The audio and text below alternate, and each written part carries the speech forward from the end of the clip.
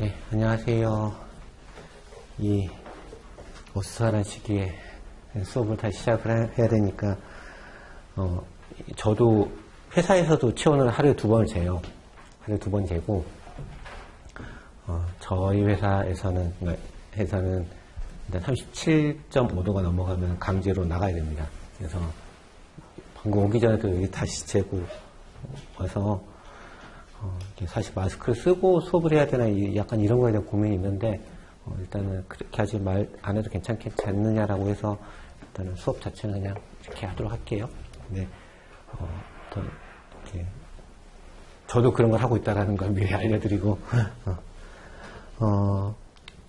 저희가 오늘부터 이제 해야 되는 과목은 이제 그 책 한번 다 받으셨죠. 그래서 저희가 11번 정도 수업을 해야 되고, 파이낸셜 마켓 앤 프로덕트이라고 표현합니다.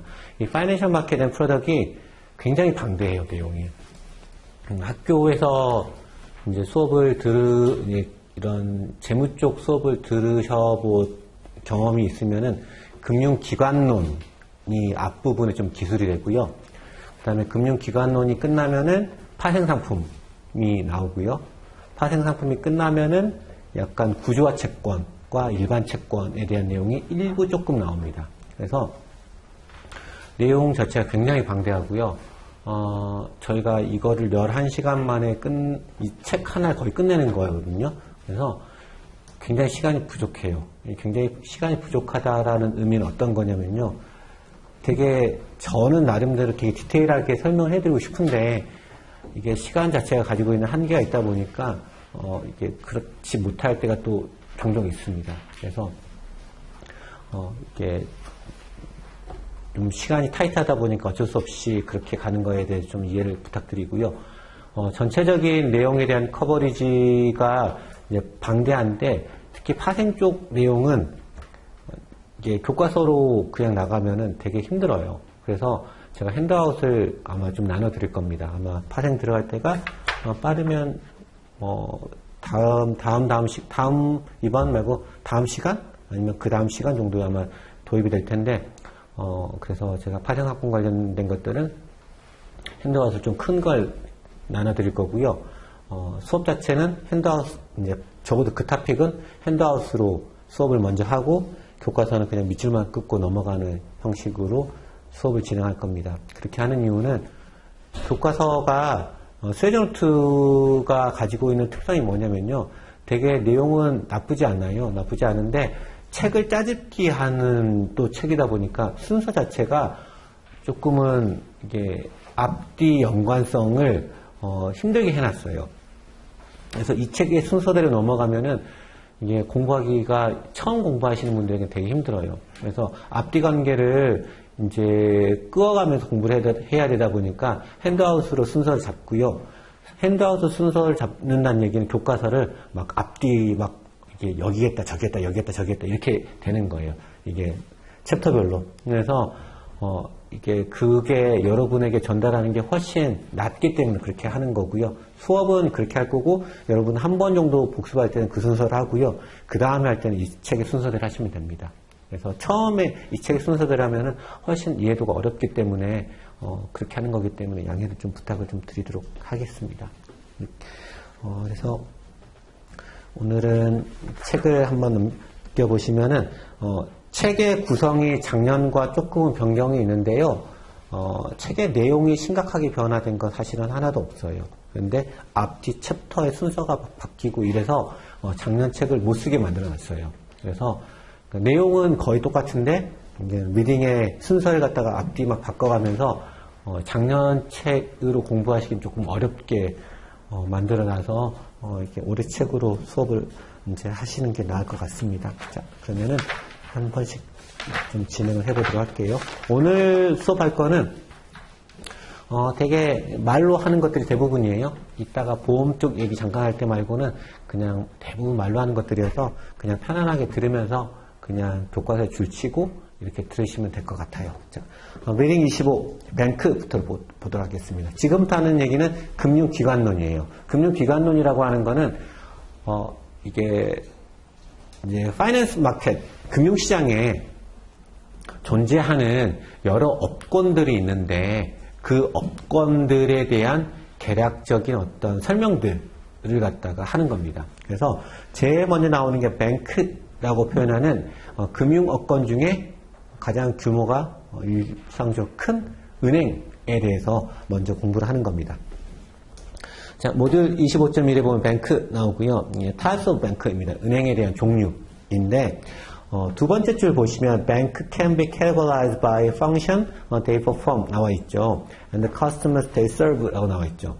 은행에 대한 구분인데 은행을 구분을 할 때 은행이 가지고 있는 고유한 기능 그 다음에 은행의 고객에 따라서 은행을 갖다가 이렇게 저렇게 분류를 해볼 수가 있습니다.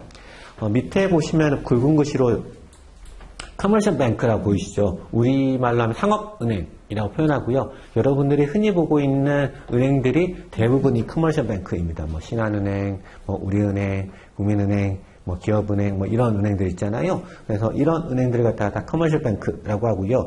이 상업은행은 어떤 기능이 있냐 보니까 옆에 보면은 take deposit and make loans 나와 있죠. 그러니까 take deposit이라고 하는 거는 예금을 수취하기도 하고 그 다음에 make loan이라고 하는 거는 대출을 하기도 하고 은행의 가장 주된 수입의 근원이 뭔지 아세요? 은행은 뭘 먹고 사는지 아세요?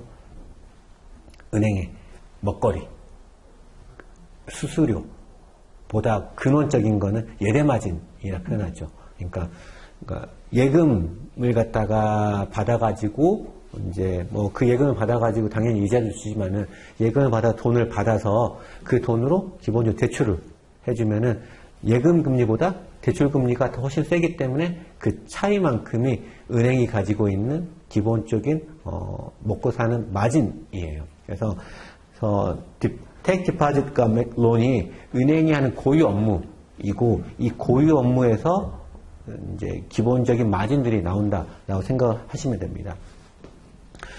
그래서 뭐 다음 주에 뭐 리테일 뱅크, 홀세일 뱅크 나와 있는데 리테일 뱅크가 이제 개인 고객들 대상으로 하는 은행이고요.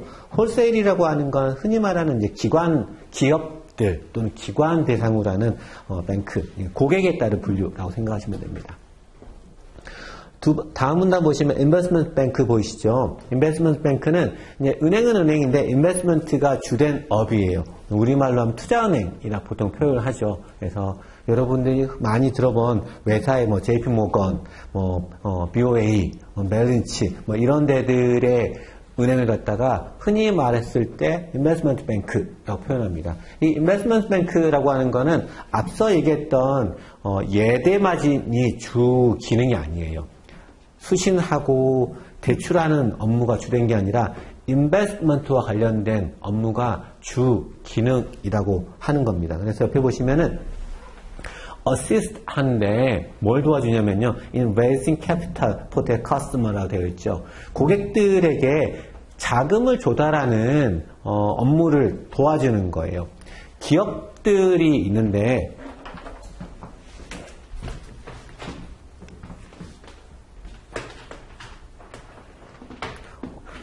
좀 와주면 좋겠는데 안 와주네.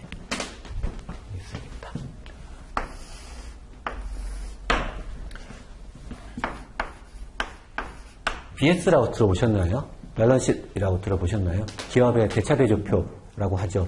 기업이 어떤 모습을 가지고 있는지 보여주는 이제 표예요. 그래서 밸런스시트를 보면은 기업은 자산도 가지고 있고 부채도 가지고 있고 이제 자본도 가지고 있죠. 그리고 이쪽을 주로 뭐라 표현하냐면요. 자금을 조달하는 방법들이에요.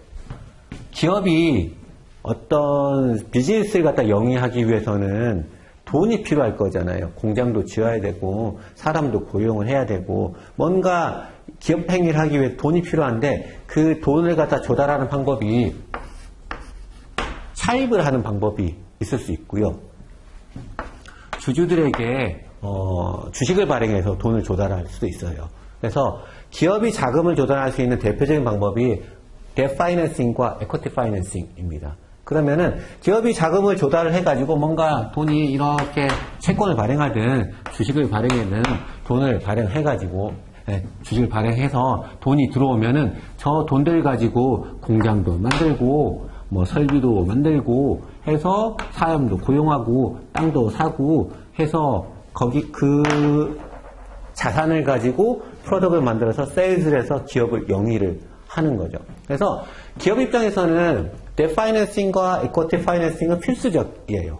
그래야지 회사가 돌아가게 되는 구조가 되는 거죠. 근데 만약 얘가 현대차였다라고 하면은 현대차는 가장 가지고 있는 강점이 뭐냐면요. 자동차를 만드는 거에 강점이 있어요. 현대차가 자금을 조달하는 거는 훨씬 더 전문성이 떨어져요.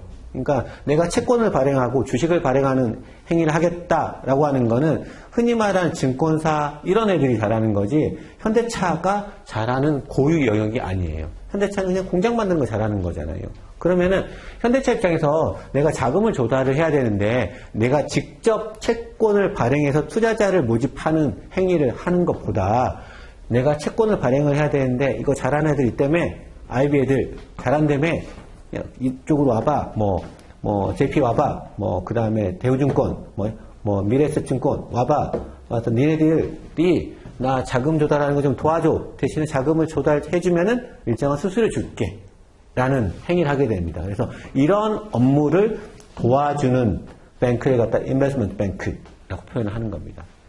그래서 우리나라는 이제 증권사가 이런 것들을 많이 하는데 외사 같은 경우에는 은행이 이런 업무를 수행하는 은행을 갖다가 투자은행, 인베스트먼트 뱅크라고 표현하는 겁니다. 이거 드시죠? 그래서 기업의 이제 은행의 기능의 펑션에 따라서 커머셜 뱅크와 인베스트먼트 뱅크로 나눈다라고 생각을 하시면 되고요.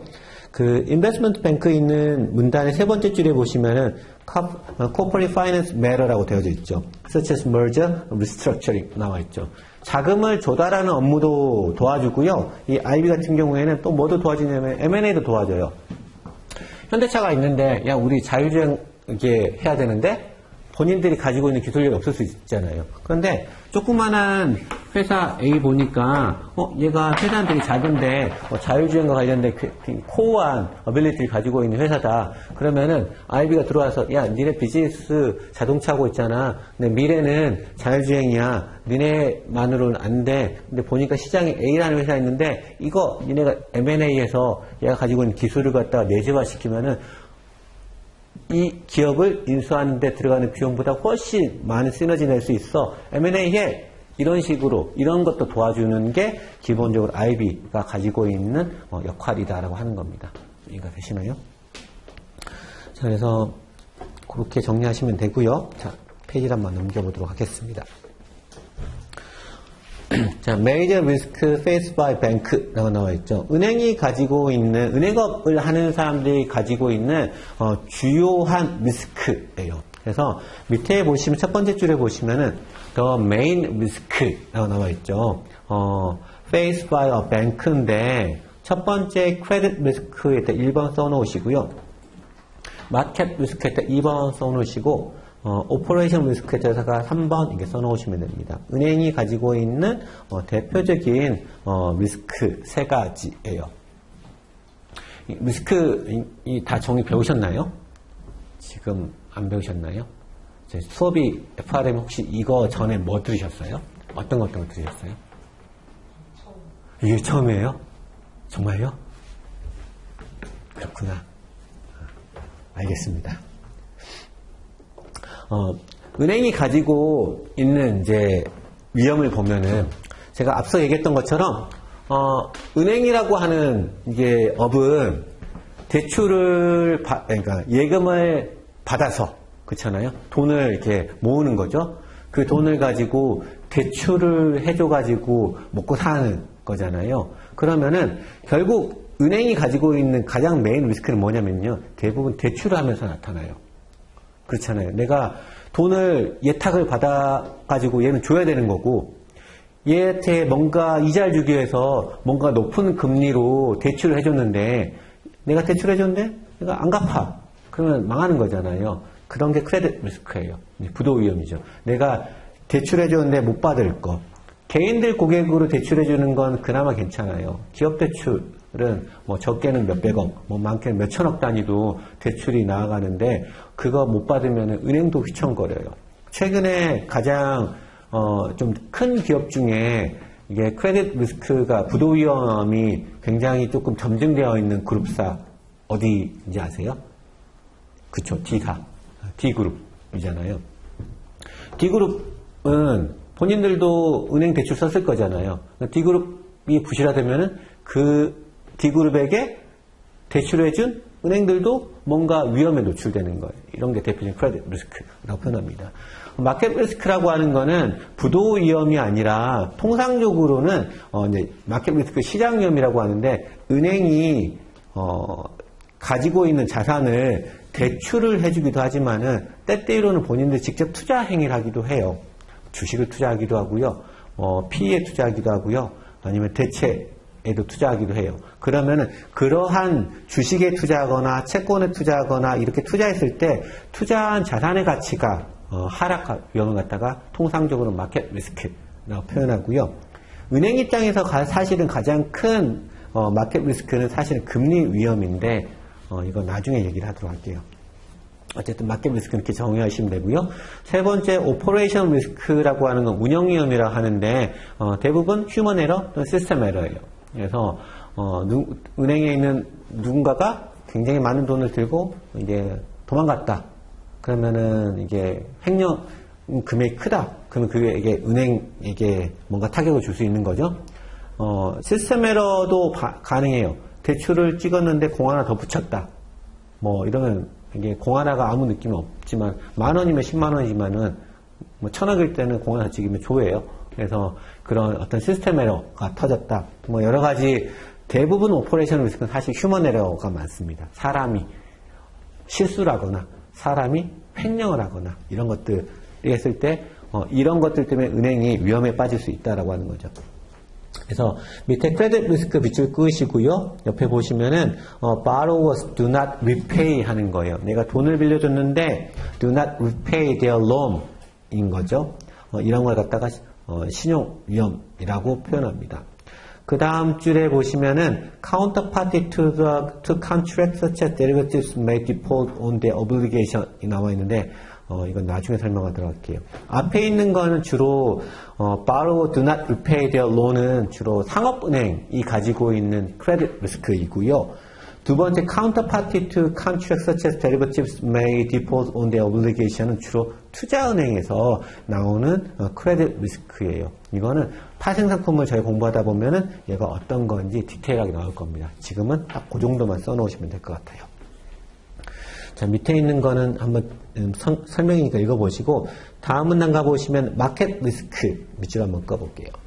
마켓 리스크라고 함은 옆에 보시면 the risk of losses예요. 어떤 로스냐? From bank trading activity. 은행이 그냥 대출만 해준 게 아니라 주식을 사기도 하고 채권을 사기도 하는데 그네들의 가치가 decline in the value of security the bank owns라 나와 있죠. 그런 것들의 가치가 하락할 위험을 갖다가 마켓 리스크, 우리말로는 시장 위험이라고 표현합니다. 크레딧 리스크는 신용 위험이라고 표현하고요. 그 다음 문단에 보시면 오퍼레이셔널 리스크는 우리말로 하면 운영 위험이라고 합니다. 운용이 아니라 운영이라고 운영 위험이라고 표현하고요. 옆에 보시면 the possibility인데 of losses예요. arising from external event라고 나와 있죠. 뭐 사이버 어택, 뭐 이런 뭐 피지컬 에셋 데미지 뭐 나와 있고요. 또는 failure of bank internal control에 나와 있죠. 이런 것들이 대부분 휴먼 에러예요. 대부분 아니면은 뭐 이게 시스템 에러이거나. 그래서 이런 것들에 의해서 예기치 못할 위험이 발생할 가능성을 갖다가 오퍼레이셔널 리스크라고 표현합니다. 생각보다 이 오퍼레이션 리스크가요. 생각보다 여파가 클 수가 있어요. 이게 얼마 전은 아니죠. 한 2, 3년 전에 뭐 은행은 아니지만 증권사, 모 증권사에서 배당금 관련해서 터졌던 거 기억나시나요? 그러니까 배당금을 이게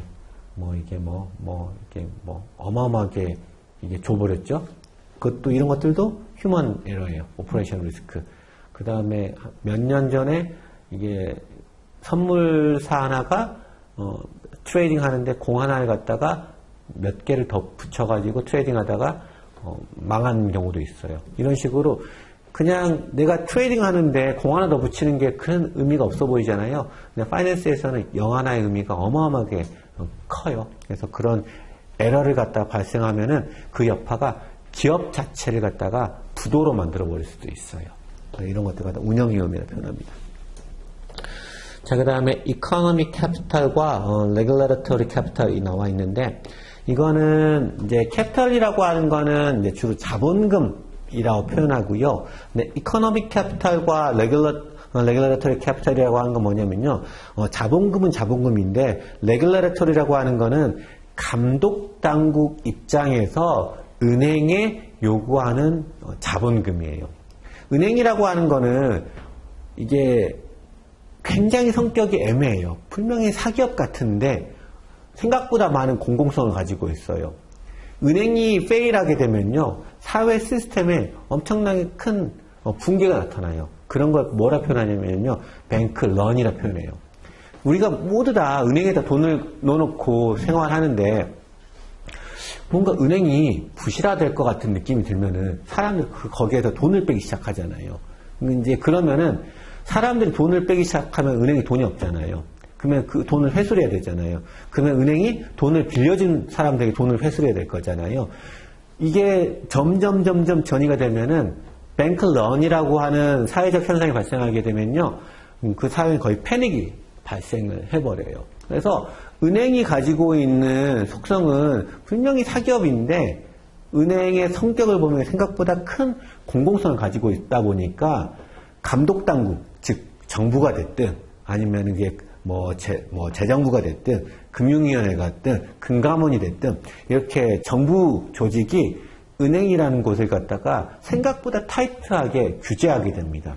니네 자본금 이만큼 쌓아놔야 돼. 니네 너무 위험하게 운용하면 안 돼. 대출을 갖다가 너무 많이 해줘도 안 돼. 자본금 대비 대출 한돈 이만큼만 하도록 해. 이런 식으로 대한민국이 자본주의임에도 불구하고 비즈니스를 하는데 굉장히 많은 제약들을 걸어내게 되는데 그게 은행이 가지고 있는 생각보다 많은 공공성 때문입니다. 그래서 정부기관, 감독기관 측면에서 니네가 이 정도의 자본금은 좀 유지했으면 좋겠어. 자본금이 크면 클수록 돈이 많다는 거잖아요. 돈이 많으면 많을수록 은행의 체력이 튼튼할 거잖아요. 만약에 은행이 가지고 있는 자산 중에 어떤 기업 하나가 크레딧 리스크, 부도를 냈다 하더라도 내가 가지고 있는 돈이 많으면은 좀 버틸만 할 거잖아요. 근데 내가 가지고 있는 돈 자체가 적으면은 뭐가 하나 부도가 나면 은행 자체가 되게 힘들어할 거잖아요. 그렇기 때문에 감독당국 입장에서 야 니네 자본금을 좀 확충했으면 좋겠어 라는 얘기를 하게 되는데 그게 레귤러터리 캐피탈이라고 표현합니다. 그러면 이코노믹 캐피탈이라는 건 뭐냐? 걔하고 반대되는 개념이에요. 기업 입장에서 우리가 생각하는 이 정도의 어떤 자본금 수준이라 생각을 하시면 됩니다.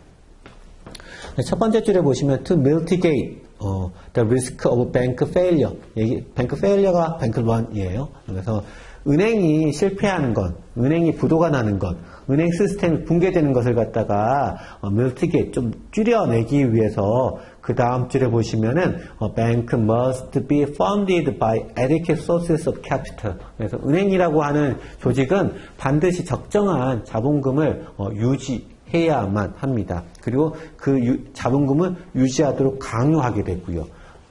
우리나라의 최근에 뱅킹 시스템에 되게 특이한 사건들이 있어요. 그러니까 전산 기반의 은행이 들어왔잖아요. 카카오뱅크, K뱅크 이런 애들 들어왔잖아요.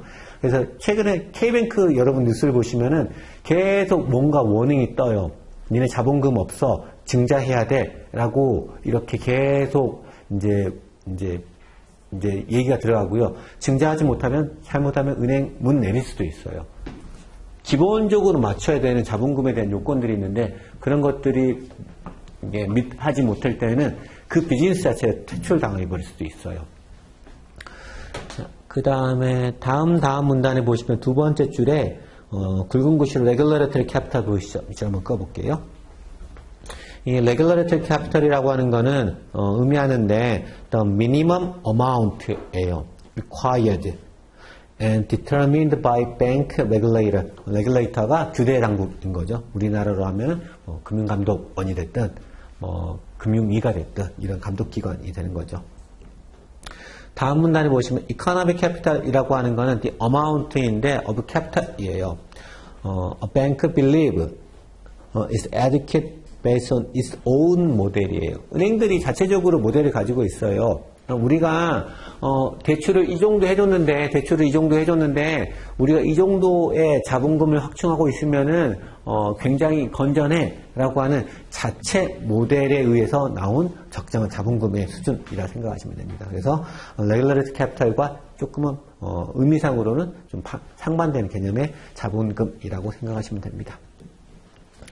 자, 그 다음에 다음 페이지로 넘어가서 바젤 커미티 레귤레이션이라고 보도록 할게요.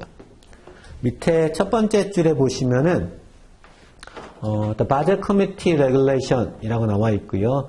Began as capital requirement to account for loan and derivative contract default라고 나와 있죠. 한번 밑줄만 꺼놓을게요.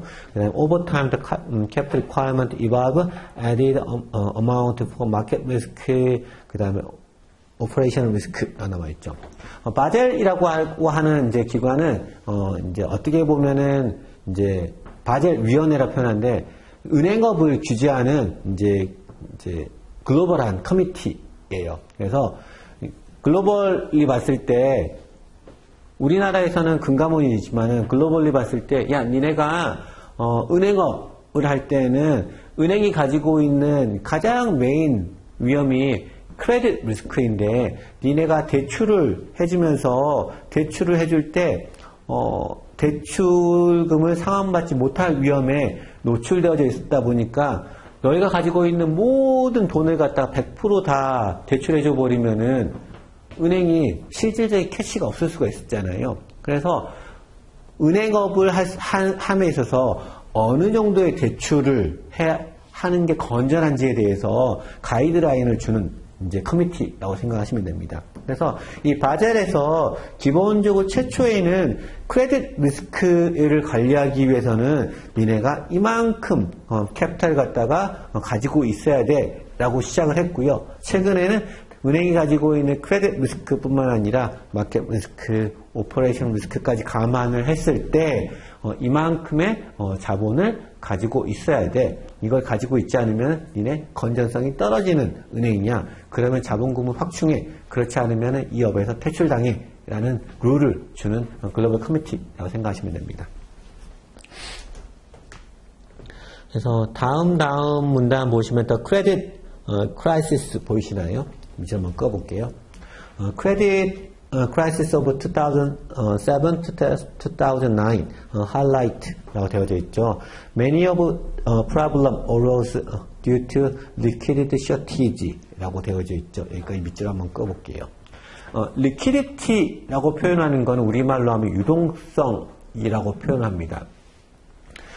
이 유동성이라는 애가 되게 재밌는 애인데 평상시에는 전혀 문제가 되지 않아요. 유동성이라고 하는 거는 내가 가지고 있는 자산들이 이렇게 있는데 자산들의 성격들을 펼쳐보면은 굉장히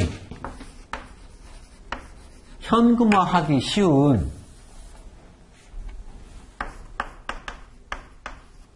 자산이 있는가 하면은 현금화가 굉장히 어려운 자산들이 있어요.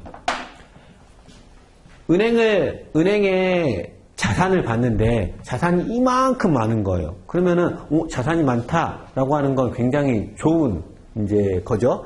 근데 자산이 엄청나게 많다라고 봤는데 보니까 대부분 현금화하기 어려운 자산들이다라고 했을 때는 이건 약간 문제가 있는 거예요. 왜냐하면은 은행의 대표적인 뎃이 뭐냐면요, 고객들이 예치한 예금이에요.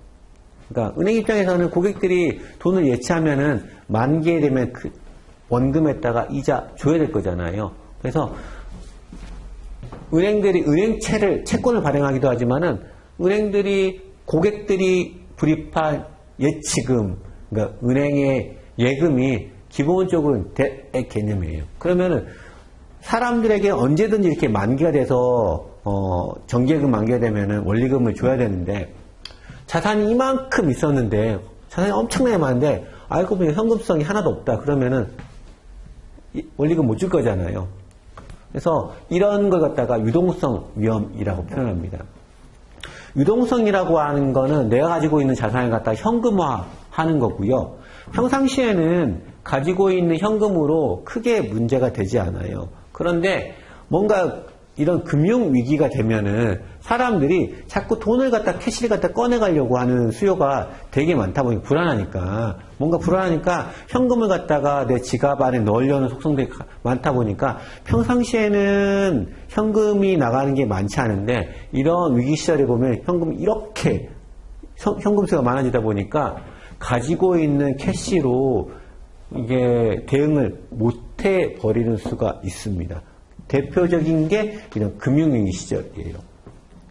최근에도 요즘 이제 위기가 한참 엄청나게 심했으니까 우리나라 원달러가 갑자기 폭등을 할 때가 있었어요. 최근에. 그게 왜 그러냐면요. 증권사가 유동성 위험에 빠졌기 때문이에요. 증권사의 대표적인 프로덕트 ELS라는 상품이 있는데 그 ELS라는 거를 운용하기 위해서 달러, 여러분은 조금 이야기 어렵겠지만 달러에 대해서 담보를 걸어야 돼요. 달러 자산에 대해서. 그런데 이게 주식 채권의 가치가 막 떨어지면은 이게 요구되는 담보량이 늘어나면서 달러에 대한 요구가 막 늘어나면서 달러를 막 사야 되는데 이게 시중에 달러가 없으니까 원달러가 막 천정부지 올라가 버리는 거예요. 이거 잠재우는 방법은 저번에 했던 CRS 거는 수밖에 없어요. 그러니까 시중에 달러가 풍기이다 보니까 증권사들은 다 마진콜 대응하기 위해서 달러가 필요한데 달러가 없다 보니까 달러를 갖다 무제한 공급해 줄 수 있는 이게 이제 한미 간에 통화 사업을 걸어버리면은 결국 그 달러 리저브를 갖다 가져와서 넣어주면 되기 때문에 그래서 이번에 되게 위기 때는 사실은 정부가 우리나라가 굉장히 많은 위기들을 경험을 해보다 보니까 제가 바로 바라보는 관점에서는 굉장히 즉시성 있는 전략들 되게 많이 넣었어요. 그러니까 CRS 바로 열어버리고 뭐 어떻게든 열어야 되는 거니까 열고 그 다음 채권시장 안정화시키기 위해서 발행시장 개입하고 CP 매입해버리고 이게 과거에 금융위기가 터졌을 때 잘못 통제하면 이게 기업 사이드로 금방 번지는데 그걸 차단하기 위해서 이런저런 이게 처방들을 갖다가 생각보다 빠르게 되게 이게 적시에 투입돼서 생각보다 금융이 안에서 위기가 크게 전이되는 걸 되게 잘 막긴 했어요. 그래서 결국 이제 이런 위기가 이제 길어지면 실물 위기도 또 전염되긴 할 건데 어쨌든 간에 금융 안에서 컨테이전 이게 전염되는 효과는 생각보다 빠르게 좀 막은 측면이 있습니다. 그래서 이러한 유동성 위험은 순간적으로 확 벌어져 버려요. 현금을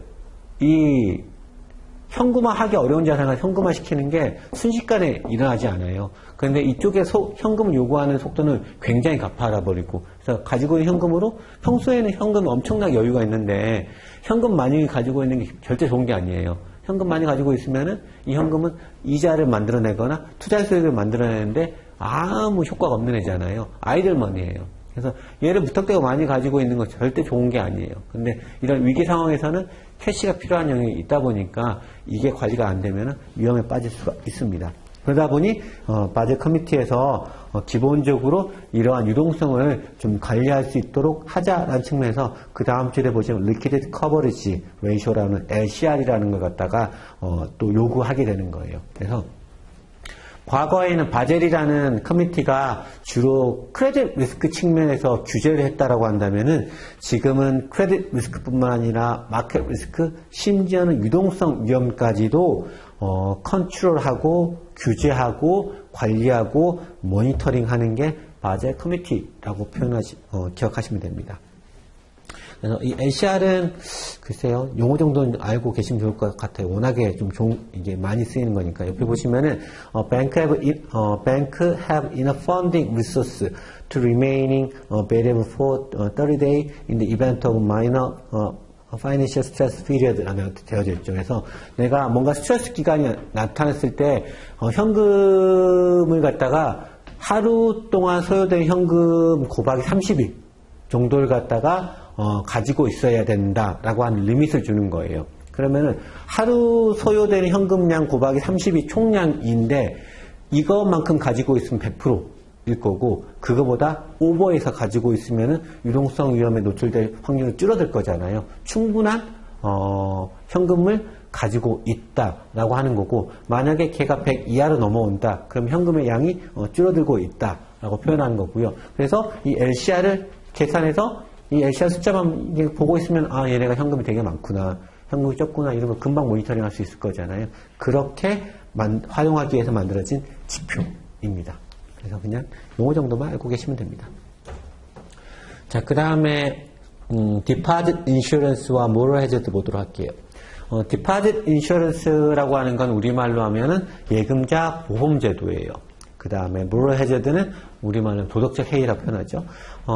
Deposit Insurance라고 하는 거는 예금자 보험제도인데 은행이 가지고 있는 기능이 공공성이 있다 보니까 은행이 부도가 나는 경우에 사회의 시스템이 붕괴가 되다 보니까 은행이 부도가 난다 하더라도 기본적으로 개인들이 가지고 있는 예금에 대해서는 보장을 해주겠다. 누가? 정부가. 이런 게 디파짓 인슈런스의 제도입니다. 그래서 우리나라도 5천만 원까지인가요? 있나? 그래서 은행이 부도가 나도 예금자 보험제도에서 야 5천만 원까지는 정부가 보증해 줄게 이런 거예요. 그러면은 설사 은행이 조금 위험한다 하더라도 사람들이 돈을 빼려는 그 생각이 조금 줄어들 거잖아요. 내가 정기예금을 들었는데 중도 해지하면 이자 못 받잖아요. 이자 거의 안 나오잖아요. 근데 5천만 원까지 정부 보장해 준다면은 그때 돈을 뺄 필요가 없는 거잖아요. 뱅크런이 발생할 확률이 줄어들 거잖아요. 이런 완충제도라 생각하시면 됩니다. 그리고 이런 완충제도가 있게 되면은 거기에는 반드시 모럴 해저드가 발생하게 돼요. 모든 보험에는 뒤따르는 게 모럴 해저드예요. 도덕적 해이라고 표현하는데 은행 입장에서는 부도가 나지 않도록 최선을 다해서 대출을 해줄 때도 이게 이제 크레딧 위험에 대해서 다 보고 해야 되는 거고요. 그런데 예금자 입장에서도 저 은행이 건전한 여금을 하고 있는지 봐야 되고 이렇게 견제하고 모니터링하는 게 그 은행을 둘러싼 이해 당사자들이 모두 해줘야 되는데 모든 사람들이 그런 거 안 해요. 왜? 뭐 부도 나도 나는 어차피 5천만 원 내에서는 보장받을 건데 그런 거에 대해서 하지 않는 거예요. 은행이 뭔가 비즈니스 잘못하면은 자정작용에 의해서 고객들이 저 은행에 돈을 예탁하지 않으면서 그 은행 자체가 이제 사세가 기울면서 없어지도록 만들어줘야 되는데 고객들이 저 은행이 똑바로 행동을 하든 바르게 행동하지 않든 뭐 5천만 원까지는 뭐 이게 정부가 보증해 주는데 그런 걸 내가 왜 신경 써서 A은행, B은행을 차별화 두면서 이게 검증해야 돼? 이런 거 안 한다라고 하는 거예요. 이런 거 갖다가 모럴 해저드라 표현합니다. 이 모럴 해저드는 저희가 다음 시간에 배울 보험에서 훨씬 많이 크게 들어옵니다. 그거 조금 더 설명드리도록 할게요. 자, 그래서 바로 밑에 첫 번째 줄 보시면 to increase 밑줄 한번 꺼볼게요. Public confidence in banking system and prevent run on bank, most countries have established 하는데 뭐를? System of Deposit Insurance. 이해되시죠? 자, 그 다음 문단 첫 번째 줄에 보시면은 Deposit Insurance는 bring 하는데 an element of moral hazard. 그래서 보험이 들어오면요 거기에 필수적으로 moral hazard는 따라오게 돼요. 누군가가 보장을 해주니까 내가 내 의무를 딱 그렇게 다 하지 않는 거죠. 그럴 필요성을 못 느끼는 거고. 그래서 다음 줄에 보시면 중간 부분에 the moral hazard arises 밑줄 한번 꺼볼게요. When depositors pay 하는데 어떻게? less attention이에요. The bank's financial health than they otherwise would. 만약에 은행에 정부가 지급 보증하지 않았으면은 A 은행이 좋은지 B 은행이 좋은지 검토해보고 A 은행이 훨씬 더 재무적으로 건전하네. 여기에 예금을 맡겨야지 이렇게 할 건데 정부가 보증해주니까 A든 B든 신경 안 쓰는 거예요. 무조건 금리 센 대로 가자라고 하는 거죠. 그게 이제 일반적으로 저희 나라 사람들이 상업은행보다 일반 시중은행보다 저축은행에 5천만 원까지 한도 잡고 예치를 하는 이유예요. 그러니까 원래는 이게 일반적인 사람이라고 한다면 저축은행 부도 위험 되게 큰데 저기에 돈을 맡기면 안 될 것 같은데 사람들이 이자가 높기 때문에 그냥 가는 거예요. 왜? 부도가 난다 하더라도 정부에서 지급 보증해주기 때문에 이런 거 다 뭘 해주더라도 편합니다. 자, 페이지를 넘겨보도록 할게요. 자, 그 다음에 investment banking, financing arrangement 보도록 할게요. IB의 주요한 역할은 앞서 저희가 얘기했던 것처럼 기업들의 자금 조달을 도와주는 것들, 그쵸? 그게 equity financing이 됐든 debt financing이 됐든 자금 조달을 도와주는 것들, 그리고 M&A든 심지어는 워크아웃을 도와주기도 하고요. 여러 가지 기업들이 가지고 있는 여러 가지 좀 재무적인 일들에 대해서 도와주는 행위를 하는 게 주요한 역할이라고 했었습니다. 그래서 가장 대표적인 역할은 자금 조달을 도와주는 거예요. 이 자금을 조달하는 방법 측면에서 보는 건데, 자, 두 번째 문단에 보시면 private placement 밑줄 한번 꺼볼게요. 우리말로 하면 사무발행이라고 표현합니다. 자금을 조달하는 게 debt financing이 될 수도 있고요, equity financing이 될 수도 있어요. 자, 그러면은 debt financing을 한번 생각을 해봐요.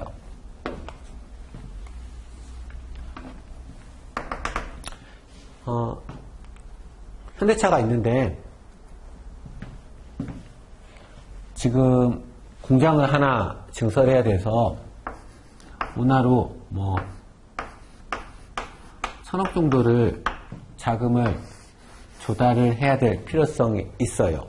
자, 그러면 채권을 발행해서 자금을 조달을 해야 되기 때문에 현대차에 있는 재무팀에 있는 사람들이 이 1,000억을 빌려줄 사람을 일일이 찾아갈 수도 있는데 굉장히 어려울 거잖아요. 그래서 얘를 갖다가 IB를 하나 찾는 거죠.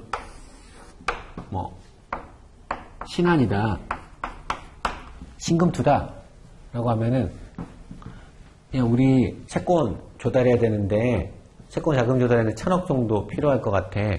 그러면 니네가 투자자 좀 모집을 해줘. 이런 행위를 하게 되는 거예요. 그러면은 이 신금투에서 투자자를 모집을 하는 방법이 가장 쉽게 할 수 있는 거는 땡땡연금, 땡땡보험처럼 굉장히 돈이 많은 기관 투자자들에게 레터를 보내는 거예요. 현대차 자금 조달하려고 하는데 1,000억 정도 조달한대요. 건종은 100억짜리로 단위로 모집을 할 거고 10개 기관에게 모집을 하려고 합니다. 이 표는 1.8 줄 거예요. 그러니까 1.8짜리 채권 투자하고 싶은 분들 저한테 얘기해 주세요 라고 편지를 보내요. 그러면은 자금을 운용을 해야 되는 데가 굉장히 많잖아요. 보험사, 연기금 이런 데는 지속적으로 자금을 운용을 해야 되다 보니까 이런 사람들에게 10명을 모아가지고 자금을 조달할 수 있도록 도와주는 걸 갖다가 private placement라고 표현합니다. 사무발행이라고 하는 거는요, 굉장히 이게 파이낸스적인 지식이 높은 기관 투자자들에게 모집 행위를 하는 거고요. 이런 모집 행위를 갖다가 할 때 우리나라 법상으로는 49인 이하의 투자자, 즉 소수의 투자자들에게 자금을 채권이나 주식을 발행을 하게 하는 걸 갖다가 private 플레이스먼트, 사무 발행이라고 표현합니다. 그러면은 이하고 딱 정반대가 되는 게 뭐냐면요. 그 다음 문단을 보시면 퍼블릭 어퍼링 보이시죠? 얘는 우리말로 하면 공모 발행이에요. 공모 발행은 이렇게 돈이 많고 지식이 많은 어떤 소수의 사람들에게 자금을 조달하는 게 아니라요. 그냥 리테일에게 풀어버린 거예요. 전 국민이 다 풀어버린 거예요. 증권사에게 이게 현대차에서 채권 천억 발행한다고 합니다. 모든 이게 사람들을 대상으로 그게 개인이 됐던 기관이 됐던 모든 사람들에게 이걸 투자할 수 있도록 열어주는 것 같다. 공모 발행이라고 합니다. 이 공모 발행은 필수적으로 어떤 게 들어오게 되냐면요. 투자자들이 심지어 저희 같은 개인들도 들어갈 수가 있어요. 개인과 기관의 차이는 지식의 차이가 이만큼 벌어져 있어요. 연기금들은 이 현대차가 가지고 있는 부도 위험, 현대차가 가지고 있는 비즈니스에 대한 이해를 굉장히 많이 하고 있는 사람들이고요. 저희 같은 일반 개인들은 현대차 이름은 알지만은 이 회사가 어떤 비즈니스를 해서 얼마만큼 이익이 나는지, 이 회사가 부실화될 가능성 없는지, 부도 위험은 얼마나 되는지 이런 거에 대해서 정확한 지식을 가지고 있지는 않잖아요. 그러다 보니까 공모 발행이라 말하는 퍼블릭 어퍼링으로 넘어가면요. 굉장히 많은 규제들이 들어가요. 한 번쯤 들어보셨을 법한 불안전 판매 이런 거 들어보셨죠? 증권사들이 고객들에게 풀리 설명을 하고 판매해야 되는데 뭔가 설명을 일정 부분 숨기고 판매하게 되면은 그걸 판매한 증권사나 은행이 손실에 대해서 보상을 해줘야 되는 것까지 갈 수 있어요. 왜냐하면은 이 기본적으로 정부기관들이 가지고 있는 일반적인 사람들은요, 지식이 훨씬 떨어지는 사람이기 때문에 보호를 해야 되는 사람들인 거예요. 그래서 공모 발행은 일반 대중을 대상으로 자금을 조달하는 걸 갖다가 퍼블릭 어퍼링이라고 표현하고요. 프라이빗 플레이스먼트라고 하는 거는 파이낸스에 대한 지식이 굉장히 높은 소수의 돈이 많은 사람을 대상으로 자금을 조달하도록 도와주는 걸 갖다 프라이빗 플레이스먼트라고 표현합니다. 이해가 되시죠? 잠깐 쉬었다가 계속 하도록 할게요.